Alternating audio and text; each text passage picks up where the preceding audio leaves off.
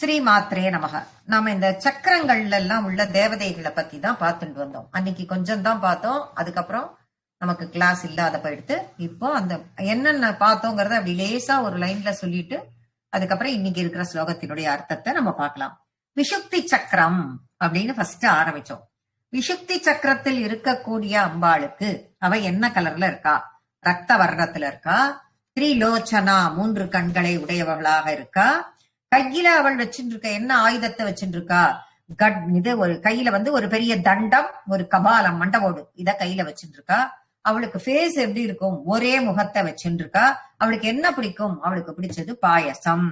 சரி, அவ எதனுடைய தேவதையாக அதிதேவதையாக இருக்கான்னா நம்மளுடைய தோல் பாகத்தின் அதிதேவதையாக இருக்கா. தோலுக்கு அதிதேவதையாக விசுக்தி சக்கரத்து தேவதை இருக்கிறாள். இப்படி எல்லாம் இருக்கிறவோ என்ன பண்றா? எதுக்காக அப்படின்னா இந்த ஜீவராசிகள் எல்லாம் எந்த தவறுகளும் செய்யாமல் இருக்கிறதுக்கு அவள் அப்படியே பயமுறுத்துறா மாதிரியே அவ எப்பையும் இருப்பா. அப்படிங்கிறவளினுடைய பெயர் என்ன? அவளுக்கு ஒரு நாமம் இருக்கு. அவளுடைய பெயர் என்ன? விசுக்தி சக்கரத்தில் இருக்கக்கூடிய தேவதையின் பெயர் டாகினி. அதில் இருக்கக்கூடியவளின் பெயர் டாகினி. அடுத்தது அநாகதம். அநாகத சக்கரத்தில் இருக்கக்கூடியவள் தாமரப்பூ மாதிரி இருப்பாள். நீல வர்ணம், சியாமள வர்ணமாக இருப்பாள். 2 முகத்தை கொண்டவளா இருப்பாள். அவளுடைய பற்கள் அப்படியே பிரகாசமா இருக்கும். கையில ஆயுதம் கிடையாது. ஆயுதத்துக்கு பதில் அவ அக்ஷமாலையை கையில வச்சுருக்கா. இந்த அம்பாள் எதுக்கு அதிதேவதையா இருக்கா அப்படின்னா தோலுக்கு கீழே, தோலுக்கு தான் அவ அதிதேவதை, விசுக்தி தேவதைன்னு சொல்லியாச்சு. தோலுக்கு கீழே இருக்கக்கூடிய திசுக்கள், அந்த திசுக்களுக்கு இவள் அதிதேவதையாக இருக்கிறாள். சரி, இவளுக்கு என்ன பிடிக்கிறது அப்படின்னு பார்த்தா நெய், கீ ரைஸ் அப்படின்னு அன்னைக்கே நம்ம சொன்னோம். நெய்யில் செய்த சாதம் இவளுக்கு ரொம்ப பிடிக்கும். குபேரர்கள், பிரகலாதல் இவாளுக்கெல்லாம் இவள் நிறைய வரங்களை கொடுத்தவள். அப்படி உள்ளவளினுடைய பெயர் என்ன? விசுக்தியில இருக்கிறவளுக்கு டாகினின்னு பெயர். இதுல இருக்கிறவளுக்கு, அநாகதத்தில் இருப்பவளுக்கு ராகினி என்று பெயர். இதையும் நம்ம அன்னைக்கே பார்த்தோம். அதுக்கப்புறம் மணிபூரகம். மணிபூரகத்தில் இருக்கக்கூடியவள் வதனத்ரய சயுதா. அப்ப 3 கண்களை, 3 முகத்தை கொண்டவளாக அவள் இருக்கிறாள். அவளுடைய ஆயுதம் என்ன? வஜ்ர ஆயுதமாக இருந்தது. என்ன கலர்? ரத்த வர்ணா, ரத்த கலர்ல இருந்தவள். இவள் எதுக்கு அதிதேவதையா இருக்கா? தோலுக்கு அடியில இருக்கிற, திசுக்களுக்கு அடியில இருக்கிற மாமிசத்திற்கு இவள் அதிதேவதையாக இருக்கிறாள். இவளுக்கு என்ன பிடிக்கும்? குடான்ன பிரீத மானசா அப்படின்னாக்க வெல்லம் கலந்த சாதம். அப்படின்னா என்ன? சக்கர பொங்கல் அவளுக்கு ரொம்ப பிடிக்கும். சமஸ்த பக்த சுகதா. இவன் எல்லா பக்தர்களுக்கும் சுகத்தை தரக்கூடியவளாக இருக்கிறாள். அப்படி இருக்கக்கூடிய இவளினுடைய நாமம் என்ன அப்படின்னு பார்த்தா லாக்கினி அப்படின்னு சொல்லிட்டு நாம பார்த்தோம். அடுத்தது சுவாதிஷ்டானம். சுவாதிஷ்டான சக்கரத்தில் இருக்கக்கூடிய அம்பாள் 4 முகத்தை கொண்டவளாக இருக்கிறாள். அவளுக்கு ஆயுதம் சூலம். என்ன கலர்ல இருக்கா? பீத்தவர்ணா, மஞ்சள் கலர்ல அவள் இருக்காள். ரொம்ப கர்வத்தோட இருப்பாள். இவ எதுக்கு அதிதேவதையாக இருக்கா அப்படின்னா கொழுப்பு, அதுக்கு கீழே இருக்கக்கூடிய கொழுப்பு, உடம்பில இருக்கக்கூடிய அந்த கொழுப்புக்கு அதிதேவதையாக இருக்காள். இவளுக்கு என்ன பிடிக்கிறது அப்படின்னு பார்த்தா மது பிரீதா. மது ரொம்ப பிடிக்கிறது அவளுக்கு. என்ன மது பிடிக்கும். அதோட என்ன சாதம் அவளுக்கு பிடிக்கும்னா தத்யோன்னம், தயிர் சாதம் அவளுக்கு ரொம்ப பிடிக்கும். அப்படி இருக்கவள் நிறைய மக்களால, 6 தேவதைகளால அவள் சூழப்பட்டு கொண்டு இருக்கிறாள். அப்படி இருக்கக்கூடியவளினுடைய நாமம் என்ன அப்படின்னு பார்த்தா காக்கினி அப்படின்னு அவளுக்கு நாமம். இது வரைக்கும் நம்ம போன கிளாஸ்லயே நம்ம பார்த்துட்டோம். அதோட கண்டினியூஷனா இந்த கிளாஸ்ல என்ன அப்படிங்கறத நாம இப்ப பார்க்க போறோம். மூலாதாராம் புஜாரூடா பஞ்சவக்த்ராஸ்தி சம்ஸ்திதா அங்குஷாதி பிரகரணா வரதாதி நிஷேவிதா முத்கௌதனா சக்த சித்த சாகிண்யம்பா ஸ்வரூபிணி ஆஞ்ஞா சக்ராப்ஜ நிலயா சுக்லவர்ணா ஷடானனா மஜ்ஜா சம்ஸ்தாஹம் சவதி முக்கிய சக்தி சமன்விதா ஹரித்ரானைக ரசிகா ஹாகினி ரூபதாரிணி சகஸ்ரதள பத்மஸ்த சர்வவர்ணோபசோபிதா சர்வாயுததரா சுக்ல சம்ஸ்திதா சர்வதோமுகி சர்வௌதன பிரீத சித்தா யாக்கிண்யம்பா ஸ்வரூபிணி ஸ்வாஹா ஸ்வதா மதிர்மேத ஸ்ருதி ஸ்மிருதிரனுத்தமா புண்ணிய கீர்த்தி புண்ணியலப்ய புண்ணியஸ்ரவண கீர்த்தனா புலோமஜார்ச்சிதா பந்த மோசனி பந்துராலகா விமர்ஷ ரூபிணி வித்யா வியதாதி ஜகத் பிரசூஹ சர்வவ்யாதி பிரசமனி சர்வ மிருத்யு நிவாரிணி அக்ரஹண்யா சிந்திய ரூபா கலிகல்மஷநாசினி காத்யாயனி காலஹந்திரி கமலாக்ஷ நிஷேவிதா. இதுவரைக்கும் நாம இன்னைக்கு எடுத்திருக்கிற கிளாஸ் இப்ப மூலாதாரத்தில் இருக்கக்கூடியவள், அதில் இருக்கக்கூடிய அம்பாள் அப்படின்னு சொல்லிட்டு இப்ப நம்ம அவளை பத்தி பார்க்க போறோம். பஞ்சவக்த்ரா. இப்ப இவளுக்கு 5 முகங்கள். இவள் 5 முகங்களை கொண்டவள். அஸ்தி சம்ஸ்திதா. பஞ்ச வக்த்ரா வக்த்ராஸ்தி சம்ஸ்திதா அப்படின்னு பார்த்தோமா. பஞ்ச வக்ர அஸ்தி சம்ஸ்திதா அப்படின்னு பிரிச்சோம்னா பஞ்ச வக்ரம்னா 5 முகங்களை கொண்டவள். அஸ்தினா எல்லாருக்குமே என்னன்னு தெரியும். அஸ்தினா எலும்பு. எல்லாருக்குமே அஸ்தினா என்னன்னு தெரியும், எலும்பு. அப்ப எலும்புக்கு அதிதேவதையாக இவள் இருக்கிறாள். யார் யார் எது எதுக்கு நம்ம பார்த்துட்டே வந்தோம் இல்லையா, அந்த எலும்புக்கு அதிதேவதையாக இருக்கிறாள். சரி, அப்பேற்பட்டவோ இவ கையில என்ன ஆயுதத்தை வச்சுட்டு இருக்கா? அங்குஷாதி பிரகரணா. அங்குசத்தை வச்சுட்டு இருக்கா கையில. இவ கையில அங்குசத்தை வச்சுட்டு இருக்கா. எதுக்கு? நாம ஏதாவது தப்பு பண்ணா பட்டுன்னு ஒரு அடி போடுறது. ஏதாவது தப்பு பண்ணினா லேசாக குத்துவதற்காக இந்த ஆயுதம். அவ்வளோ பெரிய யானைக்கே என்ன அங்குசத்தை தானே வச்சுட்டு இருக்கான் யானை பாகன். அந்த மாதிரி அவள் கையில் அங்குசம். வரதாதி நிஷேவிதா. இவள் வரதாவில் ஆரம்பித்து வரக்கூடிய, அப்படின்னா யாரா லாலாம் முடிஞ்சிடுத்து, அடுத்து வர எழுத்து வா. அந்த வா எழுத்து வா வரதாதி நிஷேவிதா. வா ஸ்ரீ ஷ ச. இந்த 4 வடமொழி எழுத்துக்கள் குறிக்கும் 4 தளத்தா. எத்தனை தளம் தாமரை அவள் உட்கார்ந்து இருக்கிறது அப்படின்னு பார்த்தா 4 தள தாமரையில் அமர்ந்திருக்கிறாள். சரி, இப்படி எல்லாம் இருக்காளே இவள். மூலாதாரத்தில் இருக்கக்கூடியவள், 5 முகத்தை கொண்டவள், எலும்புக்கு அதிபதியாக இருக்கக்கூடியவள், அங்குசத்தை ஆயுதமாக கொண்டவள், 4 தள தாமரையில் இருக்கக்கூடிய இவளுக்கு என்ன பேர் அப்படின்னா சாக்கினி. இவள் பெயர் சாக்கினி. சரி, இவ்வளவு கொண்டவளுக்கு இவளுக்கு என்ன பிடிக்கும்? இவளுக்கெல்லாம் அதை பிடிக்கும் இதை பிடிக்கும் அப்படின்னு சொன்னா இவளுக்கு என்ன சாதம் பிடிக்கும் அப்படின்னு பார்த்தா சிறு பயிறுன்னு சொல்லுவோம். இந்த பச்சை பயிறு, அந்த பச்சை பயிறு தானியம் இருக்குல்ல, அந்த பச்சை பயிறு தானியத்தை போட்டு கலந்த சாதம் அவளுக்கு பிடிக்குமா. நம்ம எல்லாம் மாங்காய் சாதம், தேங்காய் சாதம், எலுமிச்சம்பழ சாதம், எல்லா சாதம் பண்றோமோ இல்லையோ, அந்த மாதிரி இந்த பச்சை பயிறு சாதம் இவளுக்கு பிடிக்கும். இவள் பெயர் சாக்கினி. இவள் இருக்கக்கூடிய இடம் மூலாதாரம். அடுத்தது என்ன அப்படின்னு பார்த்தோம்னா ஆஞ்ஞா சக்கராப்ஜ நிலையா சுக்லவர்ணா ஷடானனா. அடுத்த சக்கரம் ஆஞ்ஞா சக்கரம். இப்ப ஆஞ்ஞா சக்கரை மூலாதாரத்துல 5 முகங்களை கொண்டவளாக இவள் இருக்கிறாள் அப்படிங்கிறது தெரிஞ்சு போச்சு. இப்ப ஆஞ்ஞா சக்கரத்தில் இருப்பவள் எத்தனை முகத்தோட இருக்கா? ஷடானனா. ஷட் அப்படின்னா 6ன்னு தெரியும். இங்குள்ளவள் 6 முகத்தை கொண்டவளாக இருக்கிறாள். மஜ்ஜா சம்ஸ்தா அப்படின்னா இவ எதுக்கு இவள் அதிதேவதையாக இருக்கிறாள் அப்படின்னா மஜ்ஜா அப்படின்னாக்க இந்த எலும்புக்கும் உள்ள இருக்கக்கூடிய ஒரு திசு, பிளஷ், அதுதான் மஜ்ஜை. போன் மெரோ அப்படின்னு சொல்லி சொன்னா எல்லாருக்கும் இங்கிலீஷ்ல சொல்லிட்டா டக்குன்னு புரிஞ்சிடும். அப்படின்னு இங்கிலீஷ்ல நம்ம சொல்றதுதான் மஜ்ஜை அப்படின்னு தமிழ்ல நம்ம சொல்றது. இத சுக்லவர்ணா இவள் என்ன? சரி, அதுக்கு அதிபதியாக இருக்கிறாள். இவ என்ன கலர்ல இருக்கா? ஆஞ்ஞா சக்கராப்ஜ நிலையா சுக்லவர்ணா அப்படின்னு முதல்ல இருக்கு.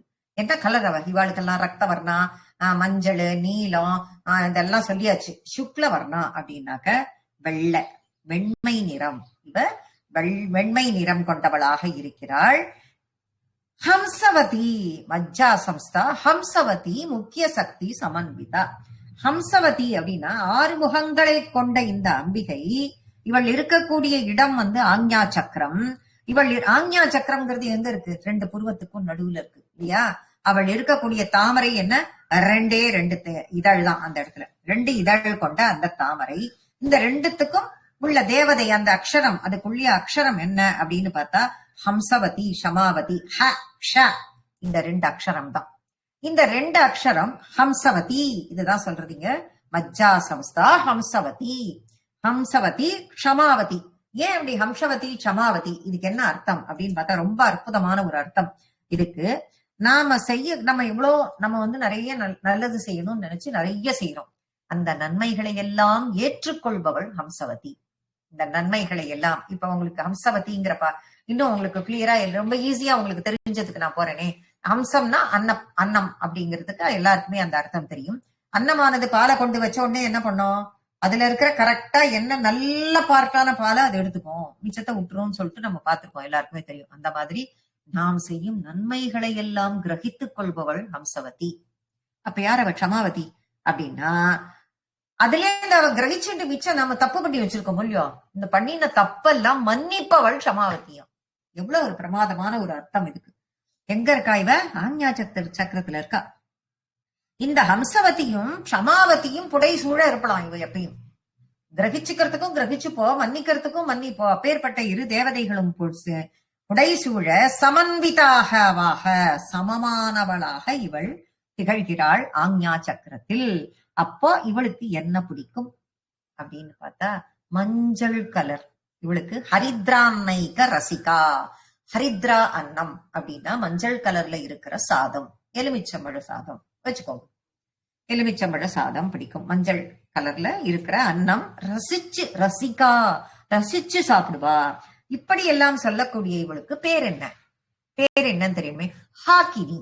இவளுடைய பேர் ஹாக்கினி. ஹம்சவதி ஹாக்கினி அப்படின்னு ரொம்ப ஈஸியா ஞாபகத்துல வச்சுக்கலாம். ஹம்சவதி க்ஷமாவதி, அவளுக்கு பேர் ஹாக்கினி. இவ எங்க இருக்கா? ஆஞ்ஞா சக்கரத்துல இருக்கா. எத்தனை தளம்? 2 தளம். அவளுக்கு பிடிச்சது என்ன? மஞ்சள் சாதம். அப்பன்னா இதெல்லாம் எல்லாமே நமக்கு அவளை பத்தி, ஆஞ்ஞா சக்கரத்தில் இருக்கக்கூடியவளை பத்தி நாம தெரிஞ்சுட்டோம். இன்னும் நம்ம பார்க்காதது ஒரு சக்கரம் தான். மீதி எல்லா சக்கரத்தையும் பார்த்தாச்சு. இதுலயே முதல்ல பார்த்தோம் இல்லையா, டாக்கினி, ராகினி, லாக்கினின் அப்படின்னு பேரை, அந்தந்த சக்கரத்திற்குரிய பேரை எல்லாம் நம்ம பார்த்துட்டு வந்தோம். இத ட ர லா அப்படின்னு சொல்லிட்டு அந்த முதல் எழுத்துக்களை மட்டும் நம்ம எடுத்துட்டோம்னா இந்த 3 எழுத்துக்கும் டரல யோகம் அப்படின்னு சொல்லுவோம். இந்த மாதிரி டரல யோகம் இது சக்கரங்கள்ல அப்படியே குண்டலினியிலேருந்து அப்படியே கொஞ்சம் கொஞ்சமா எழுப்பி எழுப்பி எழுப்பி மேல வர்றதுக்கு இதுக்கு பேரு டரல யோகமா. இந்த டரலர யோகம் மூலாதார சக்கரத்திலேருந்து எழுந்து ஆஞ்ஞா சக்கரம் வரைக்கும் குண்டலினியை எழுப்பி நிறுத்தி அங்க இருந்து சகசிரார கமலத்துக்கு போகும். இதுக்கு டரல யோகம்னு பேரு. அப்ப ஆஞ்ஞா சக்கரத்திற்கு அடுத்து வர்றதே, இப்ப இது பூர்வத்துக்கு நடுவுல இருந்து திருப்பி மேல மேல போய் ஆகணும், சகசிராரத்துக்கு தான் போகணும். இப்ப சகசிராரத்துக்கு அது போறது. சகசிரதள பத்மஸ்தா சர்வ வர்ணோப சோபிதா சர்வாயுதரா சுக்ல சம்ஸ்திதா சர்வத்தோமுகி சர்வோதர பிரீத சித்தா யாக்கிண்யம்பா ஸ்வரூபிணி. அப்ப அந்த சகசிராரத்தில் இருக்கக்கூடியவள் எத்தனை தள தாமரையில் இருக்கிறாள்? சகசிரதள பத்மஸ்தா, 1000 இதழ் கொண்ட தாமரை போ. எண்ணினியா? இல்ல, எண்ண முடியாது. அப்பா 1000 இதழ் இருக்கும் போல் இருக்கு, அப்பாடி 1000க்கு மேல இருக்கும் சொல்றோம் இல்லையா. அப்பேற்பட்ட அந்த தாமரையில் அவள் பிரகாசித்துக் கொண்டிருக்கிறாள். அம்பிகை ஒரு ஒரு ரூபமா எழுந்து வரா.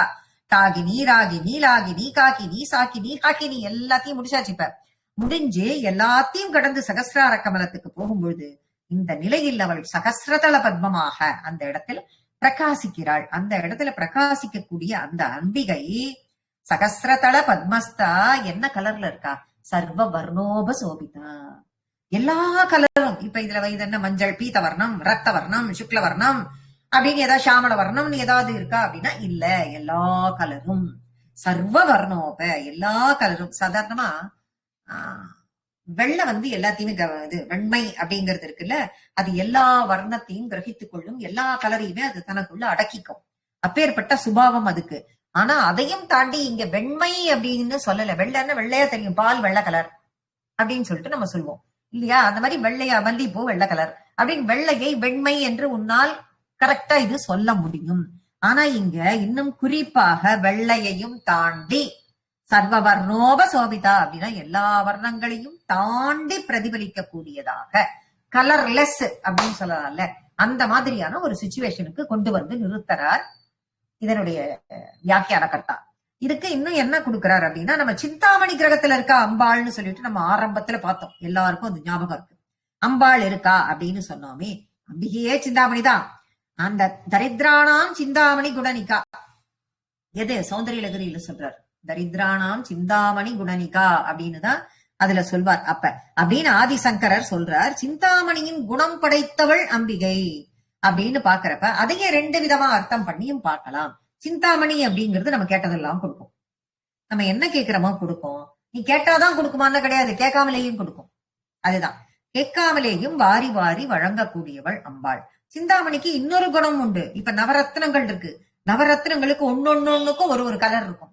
கெம்பு கலர் அப்படின்னு சொல்லிட்டு சொல்லுவோம். மாணிக்கம் அப்படின்னு மரகதம் பச்சையா இருக்கும்போம். அப்ப இந்த சிந்தாமணி கல் கலர்லெஸ்ஸா இருக்கும். இந்த கலர்லெஸ்ஸா இருக்கக்கூடிய கல்லு ஒரு கல்லும் நவரத்னத்துல இருக்கக்கூடிய ஒரு கல்லோட கலரும் அதுல என்ன பண்ணு, இது எதிர்க்க வந்து நிற்கும் பொழுது அந்த கலரில் உள்ளவற்றை இது கிரகித்து கொண்டு இது ஒரு கலர் உற்பத்தி பண்ணும். அந்த மாதிரி அதில் உள்ள கலர்களை எல்லாம் கிரகித்துக் கொள்வது போல் அது என்ன கிரகிச்சுட்டு என்ன கலர் இருந்தா நமக்கு என்ன அப்படின்னு நமக்கு தோன்றதா? இல்ல, இப்ப நீ போய் அதுக்கு எதிர்க்க நின்னா அப்படின்னா எது எதிர்க்க? நம்ம சிந்தாமணி கல் எதிர்க்கியா போய் நிக்க போறோம்? அம்பாள் தான் சிந்தாமணி கல்லின் ரூபத்தில் இருக்கிறாளே, அவ எதிர்க்க நாம போய் நின்னா பக்தர்களில் தம் இருக்கக்கூடிய குணத்தை அவள் கிரகித்துக் கொள்வாள். அதுதான் இதனுடைய தாற்பயம். இரண்டாவது அர்த்தமாக அங்க சொல்லப்படுறது என்னன்னா, வியாக்கியானகர்த்தா என்ன சொல்றாரு இரண்டாவது அர்த்தமானா, எப்படி சிந்தாமணி கல்லானது நவரத்னத்தில் உள்ள கல்லில இருக்கக்கூடிய ஒரு கலரையும் எதிர்க்கோ அது வந்து நிற்கும் பொழுது அது கிரகித்துக் கொள்கிறதோ, அதே மாதிரி சிந்தாமணி ஸ்வரூபத்தில் இருக்கக்கூடிய அம்பாளானவள் நாமெல்லாம் பக்தர்கள்லாம் எதிர்க்க வந்து நிற்கும் பொழுது நம்மளுடைய குணங்களை எல்லாம் கிரகித்துக் கொள்வாள். அததான் சர்வ வர்ணோப சோபிதா, அதனால்தான் அவர்கிட்ட எல்லா வர்ணமும் இருக்கு என்று சொல்லப்படுகிறது. இப்படி சொல்லக்கூடிய அவளுக்கு என்ன ஆயுதம் வச்சுருக்கா? அவள் ஒவ்வொருத்தரும் ஒரு ஆயுதம் கையில வச்சுருக்கா. இவ என்ன ஆயுதத்தை கையில வச்சுருக்கா அப்படின்னா, சர்வாயுதரா, எல்லா ஆயுதத்தையும் கையில வச்சுட்டு இருக்கா. நாம எப்ப என்னென்ன பண்றோமோ அதுக்கு தகுந்த மாதிரி அந்தந்த ஆயுதத்தை எடுத்துருவோம். அப்பேற்பட்டவள் அவள். எல்லா ஆயுதத்தையும் அவள் பிரயோகம் பண்ணக்கூடியதுக்கு கரெக்டான நிமித்தத்தில் எந்தெந்த நேரத்துல எது செய்யணுங்கிறதுக்கு எல்லாத்தையும் கையில வச்சுட்டு இருக்கா. சரி, இவ எதுக்கு? இப்ப நம்ம எல்லாம் ஒண்ணு தோலுக்கு, ஒண்ணு மஜ்ஜைக்கு, ஒண்ணு போன் மரவுக்கு அப்படின்லாம் நம்ம எல்லாத்தையும் பார்த்துட்டே வந்தோம். இவள் எதற்கு அதிபதி? சுக்ல சம்ஸ்திதா. இப்ப தோல் மஞ்சள் எல்லாம் போய் இது சுக்ல தாதுவுக்கு அதிதேவதையாக இருக்கிறாள். அப்படின்னா என்ன அர்த்தம் அப்படின்னு பார்த்தா, தலைமுறையை காப்பவள். வழி வழியா கொஞ்சம் யோசிச்சு பார்த்தோம்னா இன்னும் கொஞ்சம் ஆழமா பொருள் நமக்கு இதுல புரியும். இப்ப சுக்லம் என்பது அடுத்தடுத்து தலைமுறையை உண்டாக்குவதற்கு காரணமாக இருக்கக்கூடியது. இப்ப வழி வழியா சந்ததியை உண்டாக்குவதற்கு அதிபதியாக இருப்பவள் அம்பாள். இந்த சகசிரார கமலத்தில் இருக்கக்கூடிய அவளுக்கு எல்லாருக்கும் 1 முகம் 2 முகம் 6 முகம் வரைக்கும் வந்தவை. இவளுக்கு எத்தனை முகம்? சர்வதோமுகி. இவளுக்கு சுக்ல சர்வாயுதரா சுக்ல சம்ஸ்திதா சர்வதோமுகி. எப்படி 1000 தலை தாமரையோ அத மாதிரி கணக்கற்ற எண்ணிக்கையே இல்லாத முகத்தை கொண்டவள். எண்ணிக்கையே அல்லாத முகத்தை கொண்டவள் சர்வதோமுகி. சரி, இவளுக்கு அப்படிதான் இருக்காங்க. இவளுக்கு என்ன பிடிக்கும் சாப்பிடுறதுக்கு? எந்த சாதம் பிடிக்கும் அப்படின்னா, சர்வௌதன பிரீத சித்தா. என்ன சாதம் பண்ணி போட்டாலும் பிடிக்கும். எந்த சாதம் பண்ணி போட்டாலும் பிடிக்கும். எல்லா சாதத்தையும் கொண்டு வச்சாலும் பிடிக்கும். எதை விதமா வெரைட்டியா ரைஸ கொண்டு வந்து வச்சாலும் அவளுக்கு பிடிக்கும். எல்லாவற்றிலும் பிடிக்கக்கூடியவள், எல்லாவற்றையும் கிரகித்துக் கொள்ளக்கூடியவள். அப்படி உள்ள சகசிரார கமலத்தில் இருக்கக்கூடிய இந்த அம்பாளுக்கு என்ன பெயர் அப்படின்னா, யாக்கிண்யம்பா ஸ்வரூபிணி. யாக்கினி என்று அவளுக்கு பெயர்.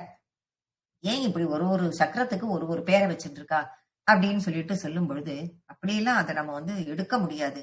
நம்ம கண்ணுக்கு நேரவே தெரியறதே. மதுரைக்கு போய் நம்ம மீனாட்சி, காஞ்சிக்கு போனா காமாட்சி, காசிக்கு போனா விசாலாட்சின்னு சர்வசகஜமா நம்ம எல்லாத்தையும் பார்த்துட்டு தானே இருக்கோம். அப்படி எல்லாம் அதையே நம்ம கண்ணுக்கு நேரம் நம்ம பார்த்துட்டு இருக்கும் போது நம்ம உள்ளுக்குள்ள இருக்கிற ஒரு சக்கரத்தினுடைய அந்த குணாதிசயங்களும் அதற்குரிய அந்த தேவதைகளின் நாமங்களையும் ரொம்ப அற்புதமாக நாம எடுத்துக்கொண்டு அதனுடைய விவரங்களை நம்ம இவ்வளவு நாளி பார்த்திருக்கோம். இத்தனை எல்லா சக்கரத்தில் உள்ளதை பார்த்தாச்சு. இப்போ ஸ்வாஹா ஸ்வதாமதிர்மேதா ஸ்ருதி ஸ்மிருதி அனுத்தமா.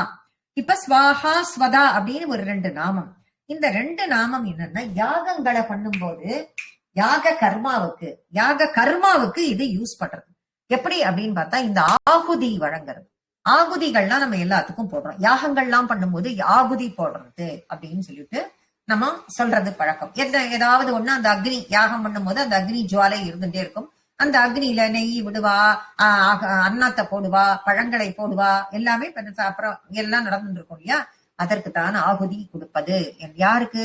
தேவதைகளுக்கு அது ஆகாரமாக போகும். ஸ்வாஹா அப்படின்னு சொல்லி முடிப்பாத. நாமளே சொல்லியிருக்கோம் நிறைய. சொல்லி முடிக்கும் போது ஒவ்வொன்றும் ஸ்வாஹா ஸ்வாஹா அப்படின்னு சொல்றது. தேவதைகளுக்கு ஹவிஸ் கொடுப்பது, அவர்களுக்கு அது ஆகாரமாக கொண்டு செல்லும். இது ஸ்வாஹா. அது என்ன ஸ்வதா? ஸ்வதா அப்படின்னாக்க இது பித்ருக்களுக்கு ஹவிஸ் கொடுப்பது. இது பித்ருக்களுக்கு ஹவிஸ் கொடுப்பது. தேவதைகளுக்கு அக்னியில் கொடுப்பதற்கு பெயர் ஸ்வாஹா. முடிக்கும் போது ஸ்வாஹா ஸ்வாஹா ஸ்வாஹான்னு சொல்லி முடிப்போம். எல்லாருமே பார்த்திருப்பீங்க, கண்ணுக்கு நேர தெரியும். இது ஸ்வதா அப்படிங்கிறது பித்ருக்களுக்கு. இது எப்போ அப்படி பண்றோம் அப்படின்னா, நிறைய பேர் கவனிச்சிருக்கலாம், நிறைய பேர் கவனிக்காமல் இருந்திருக்கலாம். இது தெரிஞ்சுக்கோங்க. அந்த பித்ருக்களுக்கு தர்ப்பணம் எல்லாம் பண்ணும் பொழுது அவரவர்களினுடைய கோத்திரத்தை சொல்லி, பித்ருக்கள் இறந்து போனவர்களினுடைய பெயரை சொல்லி ஸ்வதா அப்படி ஸ்வதா நமஸ்தர்ப்பயாமி அப்படின்னு சொல்லி தர்ப்பணம் பண்றது நீங்க பார்த்திருப்பீங்க. ஸ்ரார்த்தம் பண்ணும்போது, அமாவாசை தர்ப்பணம் பண்ணும் போதெல்லாம் இது நிகழும். இந்த நிகழ்ச்சி இது பித்ருக்களுக்கு ஹவிஸ் கொடுப்பது. அவளுக்கு எந்த ஹவிஸ கொடுக்குறோம் அப்படின்னா எள்ளும் தண்ணியும் விடுறதுன்னு சொல்லிட்டு நம்ம சொல்லிட்டு வருவோம். அதுதான் அது. இந்த ஹவிஸை அனுப்பும் போது தேவதைகளுக்கும் பித்ருக்களுக்கும் என்ன திருப்தி கிடைக்குமோ அவள்லாம் திருப்தி அடைவா. இதை நாம கொடுக்கறதுனால அவர்கள் திருப்தி அடைவார்கள். அந்த மாதிரி திருப்தியின் வடிவமாக அம்பாள் எப்பவும் இருக்கா. அப்படி ஒரு திருப்தியின் வடிவமாக அவள் இருக்கிறாள். அடுத்தது மதீர் மதிஹி. மதினா எல்லாருக்குமே தெரியும், அறிவு, புத்திசாலித்தனம். மதி அப்படின்னா புத்திசாலித்தனம்னு எல்லாருக்கும் தெரியும். மேதா அப்படிங்கிறது மேதாவிலாசம் அப்படின்னா அதை விட என்னன்னா புத்தியின் பொருளாக, புத்தியோட கூட அழகாக இருக்கும். மேதா சூக்தம்னு ஒரு சூக்தமே இருக்கு. அது சரஸ்வதிக்கு ரொம்ப பெரிய விசேஷமான ஒரு சூக்தம். குழந்தைகள், சின்ன குழந்தைகள்லாம் அந்த சூக்தம் 5 நிமிஷம் ஆகாது அது சொல்றதுக்கு. அந்த சுத்தத்தை கத்துண்டு அதுகள்லாம் சொன்னா அதுகளோட படிப்பு விருத்தி ஆகும், ரொம்ப நல்லது அப்படின்னு சொல்லிட்டு சொல்லப்படுகிறது. மேதா சூக்தம் அப்படின்னு ஒரு சூக்தமே இருக்கு. மதி என்பது புத்தி, புத்தியின் ரூபமாகவும் அவள் இருக்கிறாள். அமதி அப்படின்னா அவித்யை, வித்யா அவித்யா, அவித்யின் ரூபமாகவும் அவ இருக்கா அப்படின்றதும் இந்த இடத்துல சொல்லப்படுகிறது. ஸ்ருதி அடுத்தது என்ன அப்படி மதிர்மேதா ஸ்ருதி ஸ்மிருதி அனுத்தமா. ஸ்ருதி அப்படின்னா வேதம், ஸ்ருதி அப்படின்னா வேதம், வேதத்தின் வடிவாக அம்பாள் இருக்கிறாள். ஸ்மிருதி அப்படின்னா வேதங்கள் கூறும் வாக்கியங்களின் ரூபமே. வேதத்துல எவ்வளவு வாக்கியங்கள் இருக்கு, அந்த வாக்கியத்தில் ரூபமாக எப்படி பகவான் சொல்கிறார், பாகவதத்தில் நான் இருக்கிறேன்னு கண்ணன் சொன்னான், பாகவதத்திலே நான் இருக்கிறேன் அப்படின்னு சொல்லிட்டு சொல்ற மாதிரி வேதத்தில் அம்பாள் இருக்கிறாள், ரூபமாக இருக்கிறாள்.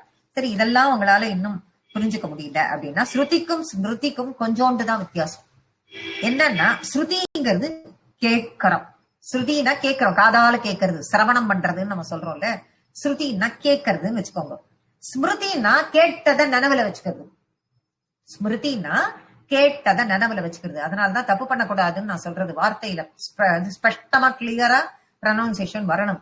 ஸ்ருதி அப்படின்னாக்க நீ கேட்கறது, ஸ்மிருதினா நீ கேட்டதை நினைவுல வச்சு. இன்னைக்குதான் இந்த புஸ்தக வடிவெல்லாம் நமக்கு வந்திருக்கு.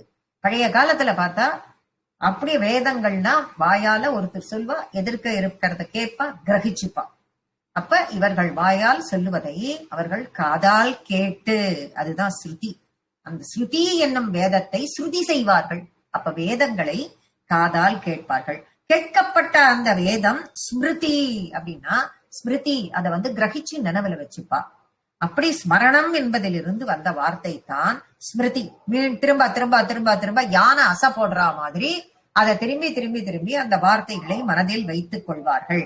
இதுதான் அப்படியே காலப்போக்குல கொஞ்சம் கொஞ்சமா வேதங்கள் ஸ்ருதி அதிலிருந்து வர்றதுதான் எல்லாம்.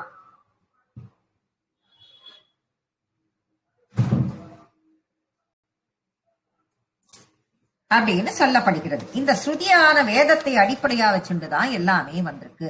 இந்த வேறுபாடுங்கிறது இதுதான். அம்பிகை தானே ஸ்ருதியாகவும் இருக்கிறாள், தானே ஸ்மிருதியாகவும் இருக்கிறாள். ஸ்ருதி ஸ்மிருதி ரனுத்தமா அப்படின்னும் போது ஸ்ருதி ஸ்மிருதி அனுத்தமா அப்படின்னு நம்ம பிரிப்போம். அனுத்தமா அப்படின்னும் போது எல்லையே இல்லாத, இவ்வளவுதான் எல்லை அப்படின்னு அதுக்கு ஒரு எல்லை கிடையாது. எல்லையே இல்லாத, அளவே இல்லாத, அளவிடமே முடியாத எங்கேயோ ஒரு உயரத்துல அம்பாள் இருக்கா அப்படிங்கிற அர்த்தத்தை அது கொடுக்கிறது. அடுத்த நாமா புண்ணிய கீர்த்தி புண்ணியலப்யா புண்ணிய சிரவண கீர்த்தனா. புண்ணிய கீர்த்திகி புண்ணியத்தினுடைய பெருமையாக இருக்கக்கூடியவள். புண்ணியலப்யா புண்ணியத்தினால் கிடைக்கக்கூடிய அந்த பெருமையில் லயிக்கக்கூடியவள், நல்லதையே செய்பவள், அதன் பயனிலேயே லயிப்பவள். புண்ணிய சிரவண கீர்த்தனா நல்ல விஷயங்களை கேட்கிறா அப்படின்னு சொல்றோமோ இல்லையோ. சிரவண அப்படின்னா அந்த நல்ல விஷயங்கள், அதனால் நம்ம நல்ல விஷயங்களை நம்ம சொல்றோம், எல்லாம் பண்றோம், நல்ல வார்த்தைகளால அவளை ஆராதனை பண்றோம். ஆராதனை பண்ணக்கூடியவள், அதிலேயே அவ யாரா சொன்னோம்னா அதிலேயே அவ வரைஞ்சு போயிடுவா. அப்ப சிரவணத்திலும் கீர்த்தனத்திலும் அர்த்தம். அவளுடைய நாமாக்களை, அவளை பற்றின கதைகளை, அவளை பற்றின எல்லா நல்ல விஷயங்களையும் நம்ம சிரவணம் பண்றோம்னா கேட்கிறோம். கேட்டு கேட்டு அதை என்ன பண்றோம், ஸ்மிருதி பண்றோம், திரும்ப திரும்ப நினைச்சுக்கிறோம். நினைச்சு அதை என்ன பண்றோம், சத்சங்கமா நம்ம எல்லாரும் உட்கார்ந்துட்டு அதை பத்தி பேசுறோம். கேட்கறத 4 பேரோட பேசுறோம். நம்ம மனசுக்குள்ள முதல்ல அச போடுறோம். எல்லாரும் ஒண்ணு கூடி பேசும்பொழுது வேற வம்புகள்லாம் பேசாம அதை பத்தி பேசுறோம். தெரிந்த குட்டி குட்டி பாடல்களை கீர்த்தனங்களாக பாடுகிறோம். அப்படி இது எல்லாம் உயர்ந்த விஷயத்தை எல்லாம் செய்யறதுக்கு காரணகர்த்தாவாக இருப்பவள் அவள். புலோமஜார்ச்சிதா. அடுத்த நாமம் புலோமஜார்ச்சிதா. அப்படின்னா இந்திராணியால் வழிபடுபவள் அப்படின்னு இந்த நாமத்திற்கு நாமம். அது ஏன் இந்திராணிக்கு என்ன அவ்வளவு ஸ்பெஷாலிட்டி? இந்திராணி யார்? இந்திரனின் மனைவி. அப்படின்னா இந்திரனுக்கு எப்ப பார்த்தாலும் அவனுக்கு ஆபத்து வந்துட்டே இருக்கும். ஒண்ணுமே இல்ல, நமக்கு தெரிஞ்சது என்ன, தேவாசுர யுத்தம், எப்ப பாரு ஒரு சண்டை. இப்ப இந்த சண்டையில் இருந்தெல்லாம் இந்திரனை காப்பாற்ற வேண்டும், அவனுக்கு நல்லது நடக்கணுங்கிறதுக்காக எப்பொழுதும் இந்திராணி அம்பாளை வேண்டி வேண்டி வேண்டி வேண்டி இந்த ஆபத்துக்கள்லாம் அப்படித்தான் விலகிறது இந்திரனுக்கு அப்படின்னு சொல்றது. அது மட்டுமல்ல, இந்த லலிதாம்பிகையா இருக்கால, லலிதாம்பிகையா தோன்றினவ இந்திரன் எங்கே, இந்திரன் பண்ண யாகத்திலிருந்து தான் அவளே வந்தா. சிதக்னி குண்ட சம்பூதா தேவகாரிய சமுத்தியதா. சிதக்னி குண்ட சம்பூத்தால எதுக்காக வந்தா? தேவர்களின் காரியத்திற்காக. தேவர்கள் அசுரர்கள் கிட்ட மாட்டின்னு இருக்கா, அவளை காப்பாத்துறதுக்காக தான் அந்த லலிதாம்பிகையா இவ வந்ததே. அப்போ இந்த தேவேந்திரன் நல்லபதியா இருக்கணும் அப்படிங்கிறதுக்காக இந்திராணி அந்த அம்பிகையை வழிபட்டாள் அப்படிங்கறத இந்த நாமம் குறிக்கிறது. பந்த மோசனி, பந்தத்திலிருந்து, பந்தத்தை மோசம் செய்கிறது, பந்தத்திலிருந்து அட்டாச்மெண்டிலிருந்து நமக்கு விடுதலை கிடைப்பதற்கு உதவியாக இருக்கிறாள். பந்துராலகா, பந்துராலகா, வர்பராலகா அப்படின்னு இது பாடவேதம் அப்படின்னு நம்ம சொன்னோம். இது சின்ன சின்ன வித்தியாசம். இது பாட்டுகளில் எல்லாம் வரும், நிறைய ஸ்லோகங்கள்ல இந்த வித்தியாசம் வரும். இந்த 2 அர்த்தத்தை எடுத்துக்கும் போது இதுல அர்த்தம் மாறவே இல்லை, அப்படியே இருக்கு. எது சொன்னாலும் அர்த்தம் மாறப்போறது இல்லை. பல விஷயங்களுக்கு பாடபேதம் வந்தா அர்த்தமே மாறக்கூடியதாகவும் இருக்கும். அந்த பந்துராலகா அப்படின்னா என்ன அர்த்தம்னா, அலக்கம் அப்படின்னா கூந்தல், அலக்கம் அப்படின்னா கூந்தல். பந்துராலகான்னா அல அல அல அலையா கூந்தல் கொண்டவள் அப்படிங்கிற அர்த்தத்தை கொடுக்கிறது. பர்பராலகானாலும் அதே அர்த்தம் தான். இந்த இடத்தில் அது அர்த்தம் மாறவில்லை அப்படின்னு சொல்லப்படுகிறது. அடுத்தது விமர்ச ரூபிணி. விமர்ச ரூபிணினா விமர்சனம் பண்றான்னு அர்த்தம் யாரும் எடுத்துடாதீங்க. இந்த விமர்ச அப்படிங்கிறது ஒரு அழகான திருநாமம். இது பரமேஸ்வரனினுடைய விமர்சமாக இருப்பவள் அப்படின்னு அர்த்தம். அது என்ன விமர்சம் அப்படின்னா, விமர்சனம் ஒரு நா போட்டுட்டா போச்சு.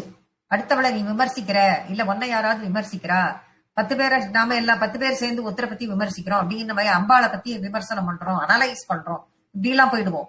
அந்த அர்த்தம் கிடையாது. பரமேஸ்வரனினுடைய விமர்சமாக அப்படின்னா, ஒரு சின்ன எக்ஸாம்பிள், நம்மளுடைய டே டு டே லைஃப்ல நம்ம என்ன பண்றோம், எலக்ட்ரிசிட்டி இருக்கு. எலக்ட்ரிசிட்டி அப்படின்னா என்ன, கண்ணுக்கு தெரியுதா? அது மின்சாரம், தமிழ்ல கேட்டா சொல்லிடுவோம். அப்ப அது என்ன கண்ணுக்கு தெரியுதா? என்ன பண்றது? இல்ல. அது எப்படி நீ இது பண்ணுவ? ஒரு சுவிட்ச் இருக்கு, சுவிட்சை தட்டின உடனே லைட் எரியுது. லைட் எரியும் பொழுது இந்த சுவிட்சை தட்டினாதான் எலக்ட்ரிசிட்டின்னு ஒண்ணு இருக்குன்னு தெரியுது. அப்போ மின்சாரமாக பரமேஸ்வரன் இருக்கிறார். இப்ப இந்த மின்சாரத்தை இயக்கும் சக்தியாக அம்பாள் இருக்கிறாள். இந்த சுவிட்சை தட்டினோடனே பிரகாசம் அடைகிறது. அப்ப சிவனும் சக்தியும் சேர்ந்து ஒரு செயலுக்கு செய்யும் போது, அவர் ஜடம் மாதிரி உட்காந்து இருக்காருன்னு நினைச்சிடக்கூடாது. சேர்ந்து அதுமே இல்லாம வெறும் சுவிட்சை தட்டினாலும் ஒண்ணும் வராது. சேர்ந்து சிவசக்தி ஐக்கிய ஸ்வரூபம் அப்படிங்கறத ஒரு இடத்துலயும் நம்ம புரிஞ்சுக்கணும். அப்போ ஒரு பிரகாசத்தை உலகிற்கு கொடுக்கிறது. பல்வேறு வெளிப்பாடுகள், விமர்சனங்கள்லாம் இதுக்கு வரக்கூடாது. விமர்சங்கள் அப்படின்ற அர்த்தம் இது. அதை நல்லா புரிஞ்சுக்கணும். அம்பாள் சக்தியாக இருக்கிறாள் அப்படிங்கறத அந்த இடத்த நம்ம புரிஞ்சுக்கணும். விமர்ச ரூபிணி வித்யா. வித்யானா எல்லாருக்கும் தெரியும், சகல வித்யாகவும் இருக்கக்கூடியவள். வியதாதி ஜெகத் பிரசூகு. வியதாதி அப்படின்னு, ஜெகத்துன்னா உலகம் அப்படிங்கிறது எல்லாத்துக்கும் தெரியும். வியோமன் அப்படின்னு சூரியனுக்கு ஒரு பேர், ஆகாசத்துக்கு சரி, வியோமன்னு ஆகாசத்துக்கு ஒரு பேர். ஆகாசத்தினுடைய அதிதேவதையே வியோமன் தான். ஆகாசத்தினுடைய அதிதேவதை வியோமன். இந்த வியதாதி அப்படின்னும் போது ஆகாயமாகவும் மற்ற பஞ்சபூதங்கள், ஆகாயம்ங்கிறது பஞ்சபூதத்துல ஒண்ணு, அதுதான் முதல். அப்ப அந்த பஞ்சபூதங்களாகவும் இருக்கக்கூடியவள் அப்படின்னு அர்த்தம். ஆகாயம், அப்புறம் பஞ்சபூதங்கள், அங்கே இருந்து ஆரம்பிச்சு பூமி வரைக்கும் இருக்கக்கூடிய எல்லா பஞ்சபூதங்களாகவும் அம்பாள் இருக்கிறாள். சர்வ வியாதி பிரச்சமணி, எல்லா விதமான வியாதிகளையும் சமன்படுத்தக்கூடியவள், போக்கக்கூடியவள் அப்படின்னு அர்த்தம். எல்லா விதமான வியாதிகளையும் போக்கக்கூடியவள். சர்வ மிருத்யு நிவாரணி, எல்லா விதமான அழிவுகளில் இருந்தும் நம்மை காப்பாற்றக்கூடியவள். எல்லா விதமான அழிவுகளில் இருந்தும் நம்மை காப்பாற்றக்கூடியவள். அக்ரகண்யா, அக்ரகண்யா அப்படின்னா அக்ரகண்யா, அக்ரம் கண்யான்னா ஃபர்ஸ்ட், முதன்மையாக இருப்பவள். அக்ரபூஜை அப்படின்னு பூஜைக்கே பேரு, முதல் பூஜை, ஃபர்ஸ்ட் பூஜை அப்படின்னு சொல்லிட்டு சொல்லுவோம்.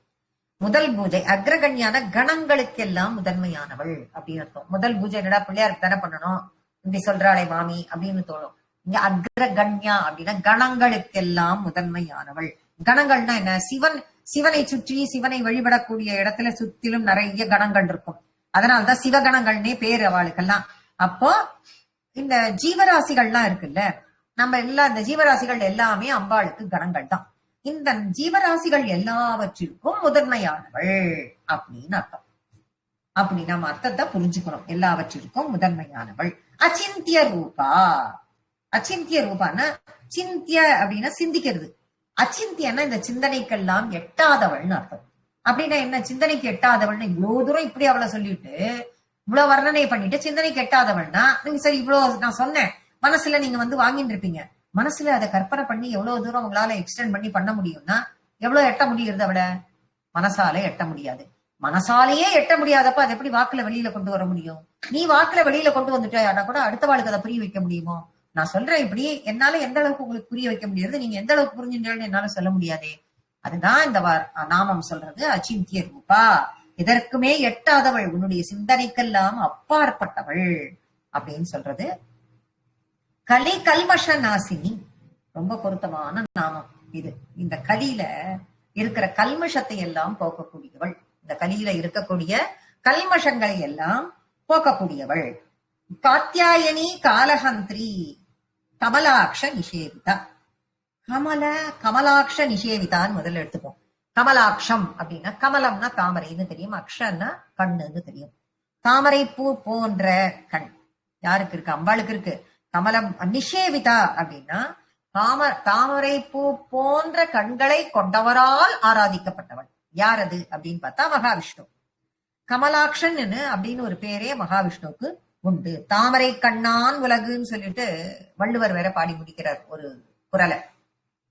அப்படி தாமரை கண்ணனான மகாவிஷ்ணு உலகை காப்பாற்றும் செயலிற்காக அம்பாளை ஆராதனை செய்கிறாள். அதனால கமலாக்ஷ நிஷேபிதா. காலஹந்திரி.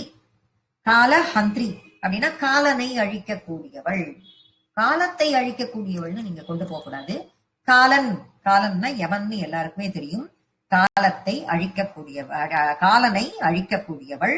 அப்ப காலை தூக்கி, உங்களுக்கு எல்லாம் காலை தூக்கி காலனை அழித்தவள், சிவபொருள் அழித்தவர் சிவ பரம்பொருள். காலை தூக்கி காலனை அழித்தவர் சிவபரம் பொருள். இடது காலால் காலனை உதைச்சாரு அவரு சிவபெருமான் அப்படின்னு எல்லாருக்குமே தெரியும். இது எங்க நிகழ்ந்தது அப்படின்னா திருக்கடையூர்ல. இந்த திருக்கடையூர் உங்களுக்கு அந்த கதையே எல்லாருக்கும் தெரிஞ்சிருக்கும். இந்த மார்கண்டேயன் ஸ்டோரி. அது அட்ட வீரட்டானத்துல ஒரு இடம், அது திருக்கடையூர்ங்கிறது. அந்த சிவபெருமான் 8 வீரர்களுடன் 8 வீர செயல்கள், அவருடைய 8 வீர செயல்கள் நிகழ்ந்த இடங்கள்லாம் ஒண்ணு. அதுல ஒரு இடம் இது.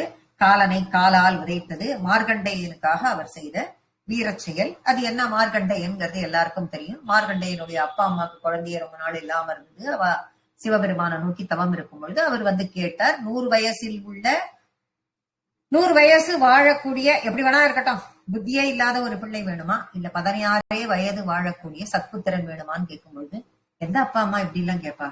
100 வயசு வாழக்கூடிய பிள்ளை எப்படி எல்லாம் வேணும்னு சொல்லிட்டு கேட்கவே மாட்டா. சத்புத்திரன் தான் வேணும்னு கேட்பா. அதே மாதிரி அவளும் கேட்டா.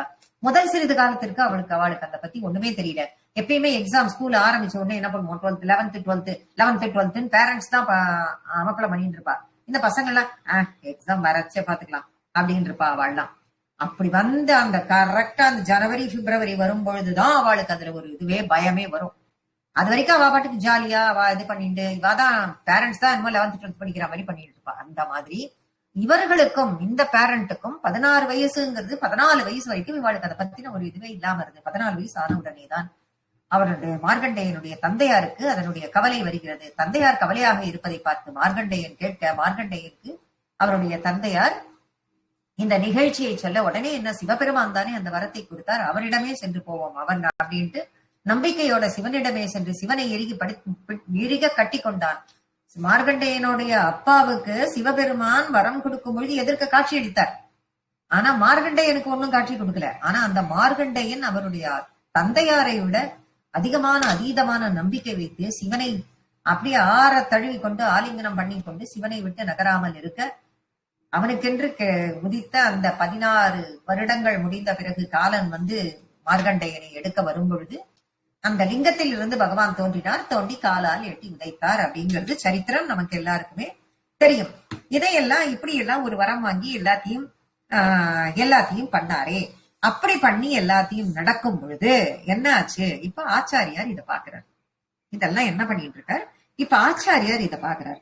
ஆச்சாரியார் பாக்குறாரா? அவர் எப்படி பார்த்தார்? அவருக்கு என்ன கண்ணுக்கா தெரிஞ்சது அப்படின்னு நம்ம கேட்போம். ஆனா அப்படி கிடையாது. அவர் ஞான திருஷ்டியில் இதை பார்த்தார். இதை பார்த்துட்டு இது என்னப்பா அநியாயம் அப்படின்னு கேட்கிறார். கேட்டது யார்கிட்ட? சிவபெருமான் கிட்ட. கேட்கறது சிவபெருமான் கிட்ட. கேட்கறது யாரு? அந்த சிவபெருமானின் அவதாரமாக இருக்கக்கூடிய ஆச்சாரியார். அப்போ அவரையே பார்த்து இது என்ன அநியாயம் அப்படின்னு கேட்கிறார். யார் பண்ணின வீரம் இது? சிவன் பண்ணின வீரம்னு நாம சொல்றோம். சிவன் காலால எட்டி வகிச்சாருன்னு நாம சொல்றோம். அதனாலதான் அதுக்கு வீரட்டத்தலம்னு பேர் வந்ததுன்னு நாம சொல்றோம். ஆச்சாரியார் போய் கேட்கிறார், நீங்க எந்த காலால எட்டி வகிச்சாள் அப்படின்னு கேட்கிறார். இடது காலால அப்படின்னு பதில் சொல்றார் பரமசிவன். ஏன் இடது கால் வலது கால்? அந்த வித்தியாசத்தை நம்ம முதல்ல புரிஞ்சுப்போம். எப்பயுமே ஒரு பொருள் இருக்கு அப்படின்னாக்க இடது கையால் தூக்கி போட்டான் அப்படின்னு சொல்லிட்டு நம்ம சொல்லுவோம். என்ன காரணம்னா இடது கையால் செய்யக்கூடிய எந்த விஷயமுமே லகுவாக இருக்குமா, நம்ம ஈஸியா ஜெட்ஸ் லைக் தட் தூக்கி போடுற அளவுக்கு தான் அதுல இருக்கும் விஷயமே. ஆனா எப்பயுமே ஒரு பொருள் நிறைய வெயிட் இருக்கும்பொழுது பார்த்தா வலது கையால தான் வெயிட் அதிகமா இருக்கிறதையும் இடது கையால வெயிட் குறைவா இருக்கிறதையும் தான் நமக்கு தெரியாமலேயே நாம் எடுப்போம் அப்படின்னு சொல்லிட்டு சொல்றது. இதெல்லாம் நமக்கு தெரியாம நிகழக்கூடிய விஷயம். அந்த மாதிரி நான் இடது காலால ஜஸ்ட் லைக் தட் அப்படியே அவனை தூக்கி போட்டேன், எட்டி வாய்ச்சேன் அப்படின்னு சொல்லிட்டு சொன்னார். இடது காலால் தானே நீங்க வச்சிக்கோ அப்படின்னு சொல்லிட்டு இப்ப ஆச்சாரியால் கேட்கிறார், யாருடைய கால் அது அப்படின்னு டக்குன்னு கேட்கிறார். அதுக்கு பதில் சொல்லல சிவபெருமான். அப்போ இவர் சொல்றார், வாமபாகத்தில் இருக்கிறாளே என்னுடைய உமையம்மை. உடனே சொல்றார் ஆச்சாரியார், வாமபாகம் தான் இடது பாகம். உன்னுடைய இடது பாகத்துல இருக்கிறது யார்? என்னுடைய உமையம்மை. உடனே அவருடைய உமையம்மை வாமதேவியாக அவருக்கா, அந்த கால் அவளோடது. அவ காலால உதச்சிட்டு நீங்க நான் உதச்சேன்னு பேர் வாங்கிக்கிறேன் அப்படின்னு சொல்லி அவர்கிட்டயே கேட்டு, இந்த பிரதாபத்திற்கு காரணம் என்னுடைய அம்பாளாகும், ரட்சிக்க கூடிய திருவடிகள் அவளுடையது அப்படின்னு சொல்லி அவரோட ஆர்குமெண்ட்டுக்கு போனார். அப்பேற்பட்டவள் சர்வ மிருத்யு நிவாரணியான அந்த அம்பிகை எல்லா விதமான மிருத்யு இருந்தாலும் அதுக்கு நிவாரணம் கொடுக்கக்கூடியவள்.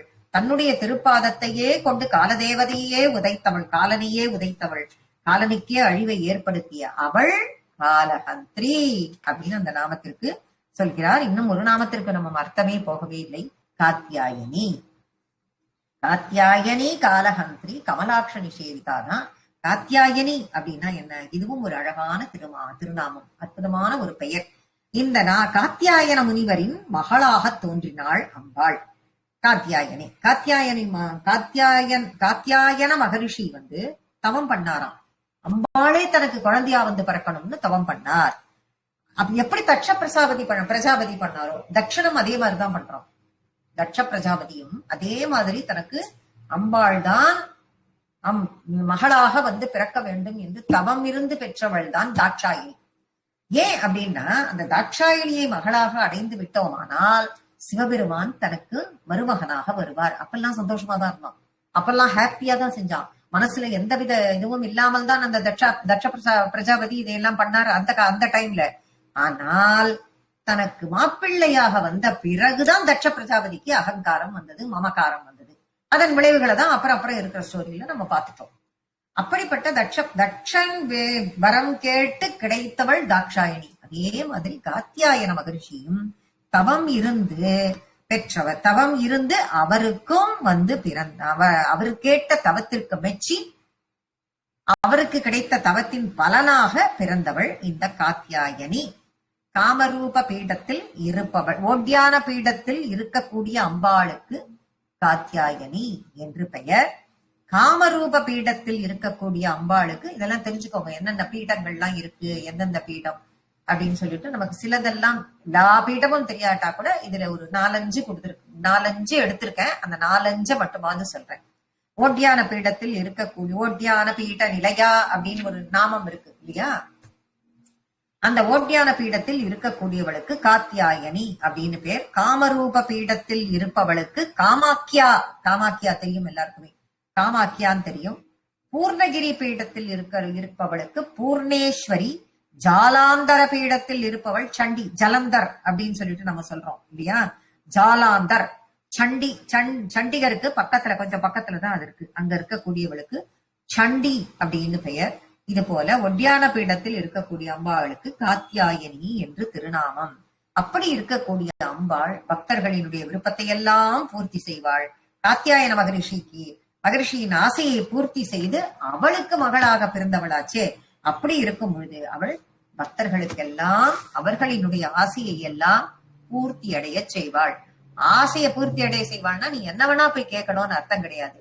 உன்னுடைய ஆசை நியாயமாக இருக்க வேண்டும், எல்லாவற்றிற்கும் நன்மையை பயக்கக்கூடியதாக இருக்க வேண்டும். அப்பேற்பட்ட பக்தர்களின் ஆசையை அவள் கட்டாயமாக பூர்த்தி செய்வாள். அப்பேற்பட்ட லலிதாம்பிகையை நமஸ்கரித்துக் கொண்டு இன்னைக்கு கிளாஸ நம்ம முடிச்சுக்கலாம். ஸ்ரீ மாத்ரே நமஹ.